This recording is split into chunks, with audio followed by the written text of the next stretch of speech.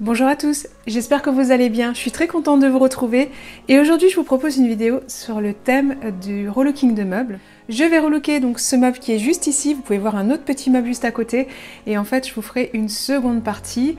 Ces meubles-là sont à ma sœur, elle les a reçus et donc c'est avec beaucoup d'amour que je vais lui relooker. Si vous ne me suivez pas sur Instagram, n'hésitez pas à le faire, c'est vraiment mon réseau social préféré. C'est aussi par ce biais-là que vous pouvez me contacter, me poser vos questions ou me partager vos créations. Si vous n'êtes pas abonné à la chaîne, n'hésitez pas à le faire, surtout si vous aimez mon travail. C'est totalement gratuit et ça me donne un vrai gros coup de pouce. Comme d'habitude, si vous avez aimé cette vidéo, n'hésitez pas à lâcher un petit pouce bleu et à me dire en commentaire ce que vous en pensez. Moi, je vous donne rendez-vous très vite dans une prochaine vidéo. N'oubliez pas de prendre soin de vous et comme d'habitude, je vous envoie tout plein de bisous et je vous dis à très vite. Je vous laisse avec la vidéo. À bientôt. Bisous. C'est parti pour la première étape de ce relooking. Donc si vous me connaissez maintenant, vous savez qu'il faut préparer son meuble. Je commence par le nettoyer, donc l'aspirer pour enlever toutes les poussières et j'utilise mon produit favori, le savon noir. Je vais venir bien frotter et je n'oublie pas de rincer et je vais faire ça sur l'ensemble du meuble.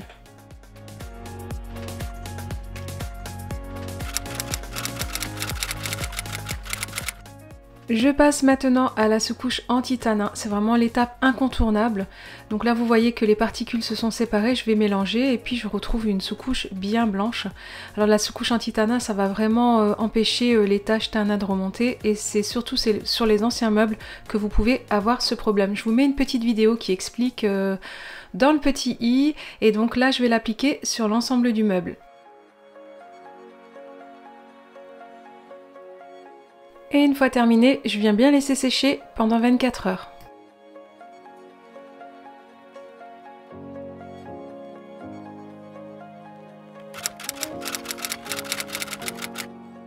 Maintenant, je vais m'occuper du tiroir. Je vais commencer par retirer l'ancienne poignée. Je vais me servir d'une pince et d'un tournevis pour enlever la plaque en fer.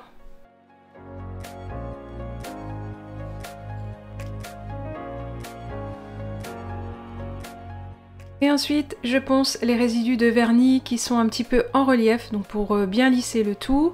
Une fois terminé, je vais venir appliquer la sous-couche anti-tanin sur l'ensemble du tiroir.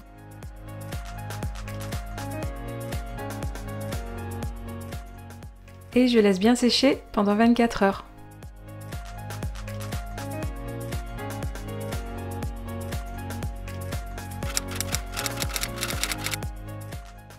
Et ensuite, j'ai décidé de créer ma propre couleur en utilisant terre de sienne et porcelaine, puisque les peintures Erica sont miscibles entre elles.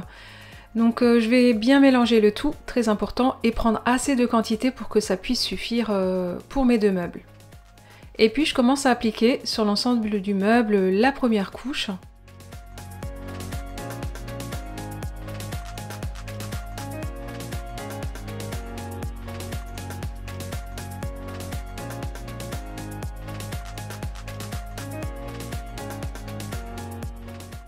Et je vous rappelle que si vous êtes intéressé par les peintures Erica, vous pouvez passer directement par moi en me contactant par mail car vous bénéficierez d'une remise de 10% sur votre commande. Il n'y a pas de code promo, c'est vraiment en passant votre commande auprès de moi que vous aurez cette remise.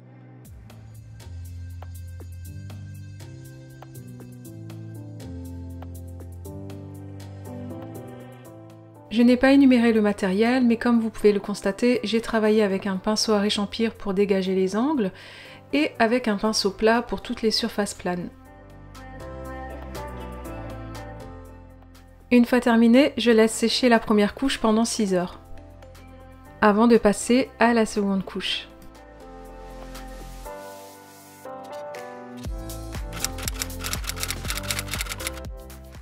On passe à l'étape du rebouchage et pour cela je vais utiliser une pâte à reboucher, donc c'est une pâte à bois et je vais venir l'appliquer à la spatule et je viens lisser avec mon doigt. Et ensuite j'ai décidé de reboucher quelques trous aussi qui étaient un petit peu trop grossiers sur le tiroir. Vous savez que j'aime laisser des imperfections, ça donne vraiment le charme du meuble, mais là il y en avait un petit peu trop. Ensuite j'ai laissé sécher environ 4 heures avec la chaleur, ça sèche vraiment relativement vite et j'ai poncé. Et là c'est vraiment tout lisse, je vais pouvoir passer à la première couche de peinture, bien laisser sécher pendant 6 heures et ensuite appliquer une seconde couche.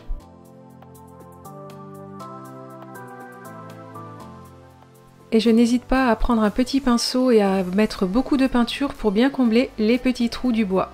Maintenant je vais créer le trou pour le futur bouton de meuble. Donc je prends bien les dimensions pour bien le mettre au centre. Ensuite je vais prendre une mèche à bois et faire mon trou. Et j'ai plus qu'à ajouter le bouton et le tour est joué. Je vous laisse découvrir le résultat en image. Et si vous êtes resté jusqu'à la fin, n'hésitez pas à mettre en commentaire relooking. Je vous envoie tout plein de bisous et je vous dis à très vite.